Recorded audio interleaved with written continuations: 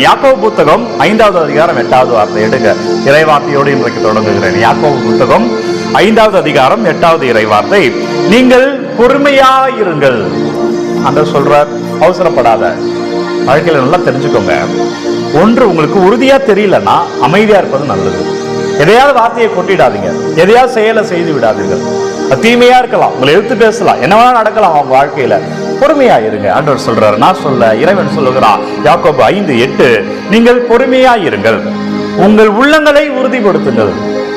அவங்க திட்டுறாங்க, வாழ்க்கையில் இது நடந்துச்சுன்றதால நீ தோண்டு போயிடாத.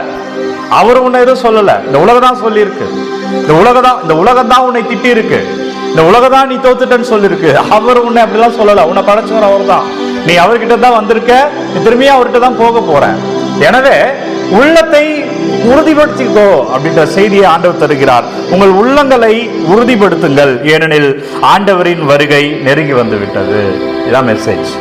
நீங்க எதெல்லாம் நினைச்சு பயந்துட்டு இருக்கிறீங்களோ, என்ன தீமையெல்லாம் நினைச்சு பயந்துட்டு இருக்கிறீங்களோ, வாழ்க்கையில் இதெல்லாம் நடந்துருமோன்ற அச்சம் உங்களுக்கு இருக்கோ, இன்றைக்கு ஆண்டவர் கொடுக்குற மெசேஜ் என்னன்னா, அவருடைய வருகை நெருங்கி வந்துருச்சு. அவர் உன்னை மிக விரைவில் மீட்டுருவார். அவர் உன்னை ஆசீர்வதிக்கிறார். அவர் உனக்கு பக்கபலமாக இருக்கிறார்.